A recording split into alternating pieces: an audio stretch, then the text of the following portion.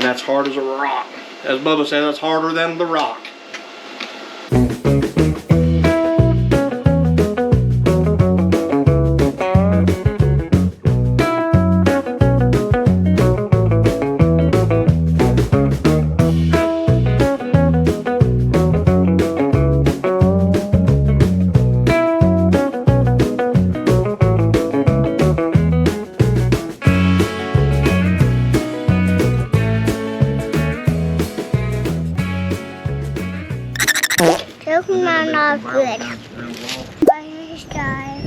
Hey guys and girls, welcome back to our channel.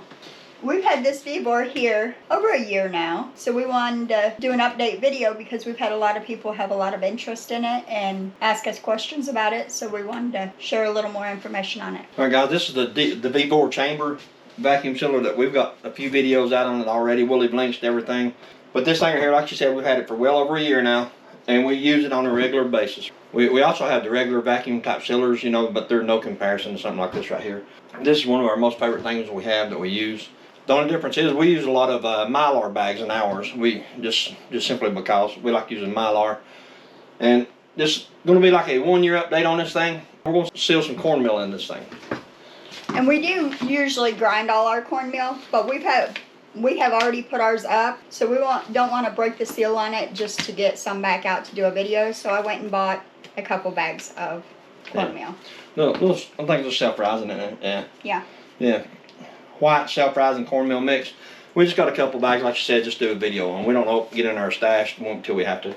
So there's a couple ways that we store our cornmeal, our flour, and stuff like that to be vacuum sealed. You have to store it a certain way, or it like sucks the powder and the cornmeal and the flour into the machine and kind of messes your machine up. So you got to be careful on how you do it. But we can show you how to do it, and it's safe, and it won't affect your machine. We also have a Wondermill, and that's how we usually do our flour and our cornmeal. Grind our own. We grind it in our Wondermill, and we will put that into the descriptions as well. Yeah, we'll leave links to that too if anybody wants to check out them Wondermills. They're pretty impressive too. Mm-hmm. Between the Wondermill and this, you can put back some hard time stuff, you know. We're going to show you how we store this stuff, how it's safe for your machine. Everybody out there has got their own opinions. They got their own ways of doing stuff. This is how we do it, and it hasn't affected our machine yet. So evidently something we're doing is correct. So anyway, we'll show you how we're doing it. Okay, we have these little lunch bags. You can get them anywhere. The dollar store, Ingles, Publix, Walmart. Anywhere, yeah. Wherever you want to purchase them from. We're going to use these today. We have the green Mylar bags. And these actually come from a place called Carolina Readiness Supply over in Waynesville, North Carolina. We have a couple videos out on their store too. So if you guys, we'll probably leave links to the videos. But if you guys ever in Western North Carolina, you need to go by Carolina Readiness Supply and check out the stuff they have. That's actually a really cool store. If you're into prepping, food preservation, SHTF prepping, you need to go there and check their stuff out. They have anything and everything you could possibly want. You can buy buckets of food there to last you for the rest of your family's life, you know. I mean, they sell it right there. You can put it in the pantry and just forget about it. So just keep that in mind. If you're ever in Western North Carolina, go check those people out. There's some really good people over there. All right, guys, like I said, that's where these bags come from. I like using these green bags. I just do because they just feel better. But we also have discount Mylar bags. They send us a bunch of stuff, and I'll leave links to that too because their bags are pretty impressive too. There's a silver, you can get silver, green, anything you want from them also. Yeah, you can get the discount packs or whatever from them. That's where we got ours from. You can get the oxygen absorbers. So you can get anything you want from there too. So it's just also if you want to do it online instead of going in person, they're good people to deal with too. Okay. The way that we store this stuff, the way that we do our like flours, cornmeal, stuff like that, to store it and put it in the pantry and keep it for years on end. And a lot of times, like we said, we don't have these bags, so we'll have a 2-cup measuring cup or a 3-cup measuring cup, and we'll measure it out with a measuring cup instead of these bags, because we do grind all our own with our Wondermill. I think they come from the Dollar in general. These are just sandwich bags, lunch bags for like packing your lunch to take to school, take to work, stuff like that. So basically all we do is take it, we open it, and pour that in it.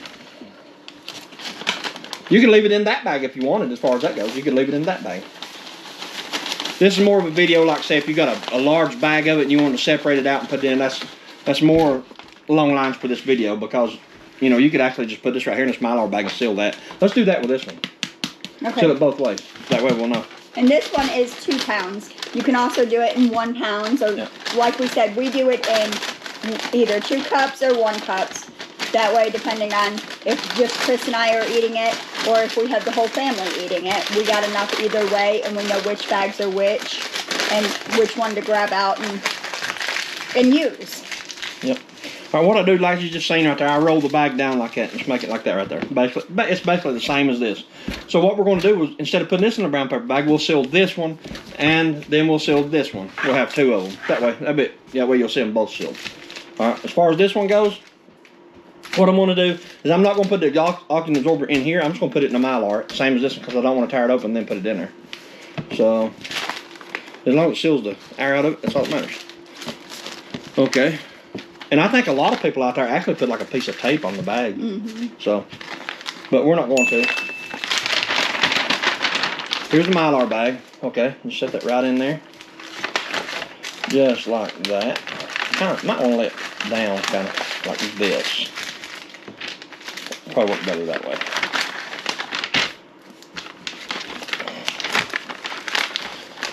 I'll get it in there. Okay, there's that down in the bag just like that. Okay, and I am going to put a oxygen absorber down in the bag. Okay, let's go ahead and get this one in the bag.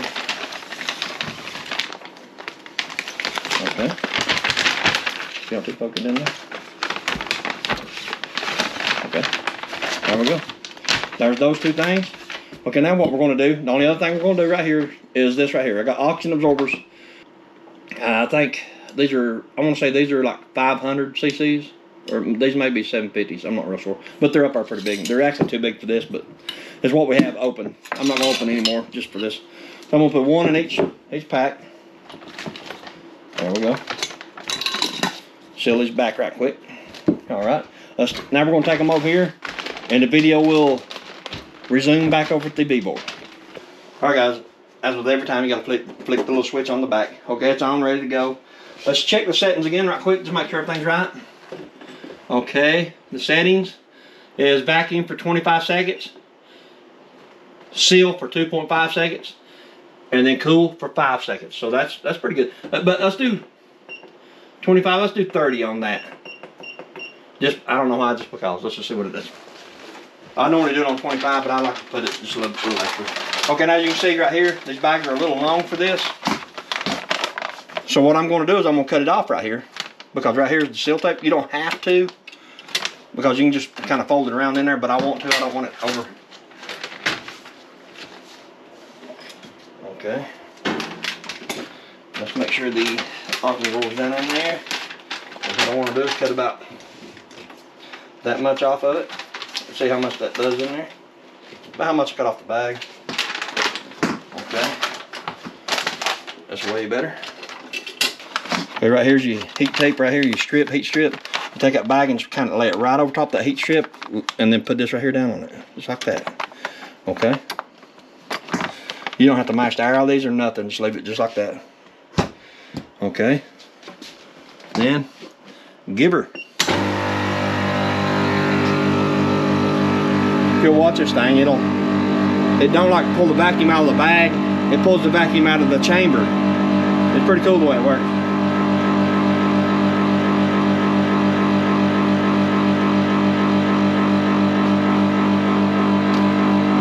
And with the regular vacuum sealers, when you start doing this process right here, you'll see the powder and stuff come flying out here if you don't package it this way. If you'll watch this right here, it sucks it down.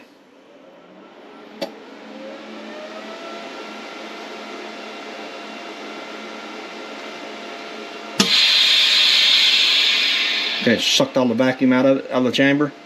Now it's sealing. Okay, RZ, that means it's done, basically. Okay, just open the top, pull that back. Right there you have it. And that's hard as a rock. As Bubba said, that's harder than the rock. So right there you can put that in your bucket. You know, you can put it in a tote, whatever you want to do, you can store it. As long as there's stuff like this you have to store in some type of container or something to keep the rodents out of it, because mice or something will, that's your worst enemy when it comes to this right here. This keeps weevils out, you know, out of your cornmeal and your flour. It keeps everything out of it because there's no oxygen in there, and no bugs or anything can survive in an oxygen-free environment. That's the best thing about this right here. Okay, there's that one, as you can see. You can actually cut a little bit more off that if you want, but I always like leaving a little because you can reuse the bag. So like right there, just cut below that seal, and it'll open up and you take it out, and you could reuse the whole thing again if you wanted to. That way you don't waste the bag. Okay. That was the one that was in the store packaging. This right here.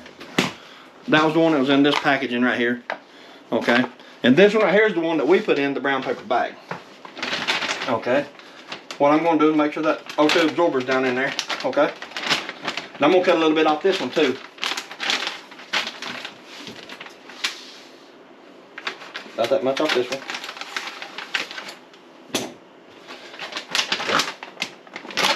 A little tip on these things right here. You could just seal the ends of it, put it back in there and seal one end, and then put like, you could put like sugar, you could put coffee, anything like in these little small packs like this, and reseal it again. And that's a good way to store like individual like tea bags, coffee, sugar, salt, anything like that in small quantities like that. Seal both ends, you know, seal one end, put it in there and seal the other end. Then that's a good way to store little small quantities. Salt, pepper. Yep. A little tip for you. Okay, put this one in there, just like we did the last one. Okay, make sure there ain't no wrinkles or nothing in it, which it don't really matter on this thing. Okay, close her down. Give her.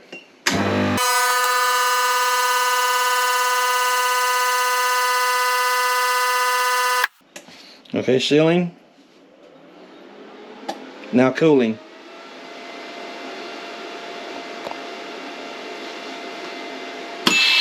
Releasing. Okay. Okay, and I give it a few seconds. There's Ed. You ready to go? Alright. Pull this out. Right there. And there you have it. Here's this one. This is the one in the brown paper bag. Cornmeal. That right there, as long as you, like I said, as long as you put it in somewhere and just keep it, rodents out of it, keep anybody from messing with it, knocking a hole in the bag or anything like that. If you can put it in a safe environment and store it, this will last years and years and years and years because there's no oxygen in here, and you got the O2 absorber in there to make sure there's none that ever gets in there. So that's a good thing. Here's your store-bought bag, and then here's our brown paper bag. So I mean, a little different, but not much, you know. All right, the last step in the process is we got these little labels. We bought a little pack of labels from Walmart. So they're like shipping labels. You can buy any kind of label as long as to stick to this and stay on there. It doesn't matter. Any type of label. So what we do is we write what it is, which is cornmeal. Okay, and we write today's date on it. That way we know what it is and when it was packaged. So that way we can rotate them out too. That way we know to rotate it when it gets, you know, a little older. We'll rotate it and use it up. Okay, put it right there on the flat part right there.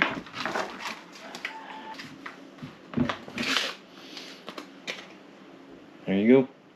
Like I said, we put these in a, I don't know how many gallon those totes are. This is the ones you buy at Lowe's, Walmart, everywhere. All the black with the yellow lid. We have some of those that we store all this stuff in. So, and we also put some of this stuff in 5-gallon buckets too. I think we got a couple videos out on that. Mm-hmm. And we also have some stuff in those, I think the 33 or 35-gallon big blue barrels. We fill those full. And we do a lot of pinto beans this way. Rice. Wheat, oats, we do all kind of stuff like that. But normally what we do is the wheat and the oats and stuff like that, we store that in raw form. We don't grind it before we store it because it just lasts longer. If you grind it and take it out of its natural form, and like wheat, for example, if you grind wheat and store it like this right here, it don't have as long as a shelf life. But if you leave it in wheat berries and put it in here and store it and put it up, it'll last. Well, put it this way, they're finding some of the old Egyptian tombs and it's still edible right now. So, I mean, if that tells you anything about wheat. So basically, yeah. The best way we've found to do it is to use it to bag it in its original form, and then as you want to use it, then grind it as. Yeah. Grind it as you need it. Yeah. Yes. So that's just the way we do it. So, anyway, guys, this is another little example of the VEVOR. So, I mean, can't really say enough good things about that VEVOR neither. We use it all the time, and it's been flawless ever since. I'll I'll leave the model number and all that stuff down in the video description. That way you guys can go check it out if you want. The last video we done on it, it sold probably 10 or 12 of them things off the video that we put out. We do have videos on salt and sugar as well, but you cannot put the oxygen absorbers in them. Yeah, that's the only difference between salt. Salt and sugar, you can't put oxygen absorbers in there, but you can put the desiccant packs in. It keeps the moisture out. It don't keep the oxygen out, it keeps the moisture out. And that's, moisture is salt and sugar's worst enemy kind of thing. It'll be hard as this right here if you don't, you know. So, and if you put an oxygen absorber in it, I don't know the whole chemical, I'm not a scientist or nothing, but if you put an oxygen absorber inside sugar, it just makes it like concrete. You have to scrape it to use it. So, which is still good. I mean, it's just hard as a rock. You can still use it. And, you know, worst case scenario, if you have to get into it, you know, times where SHTF has come, if you need to get into it, I'd rather scrape it and use it that way as not have it at all. So, I mean, just do the best you can do. And put it up the best you can. But we do have a video on that if you want to see them. And like Chris said, you can always use the access from whatever you're vacuum sealing and do individual packets for like salt, pepper, sugar, just different things. Yeah, we normally get our salt in the 25-pound bags. Same way with the sugar, we get it in large bags too. You can buy, I think you can buy 25 or even 25-pound bags at Walmart. Don't they sell 50-pound bags? I'm not sure. I think we got the 25. Yeah. I'm not really sure, but I think it's 25-pound bags at Walmart. You can buy that and, you know, split it up like this right here, or put it in jars. You can put it anything, as long as you use one of those desiccant packs in it, and it'll store for years and years and years. You can also seal jars in this thing. There's a video on that also. You can also seal jars in this VEVOR too. We've done liquid and stuff as well. Yeah, you can do liquid, jars, anything. If it'll fit under that lid, it'll seal it. Whether it be a jar, bag, plastic, it don't matter. If it'll fit under that lid, it will seal it. It'll make it just like this right here. That thing is pretty versatile when it comes to sealing stuff.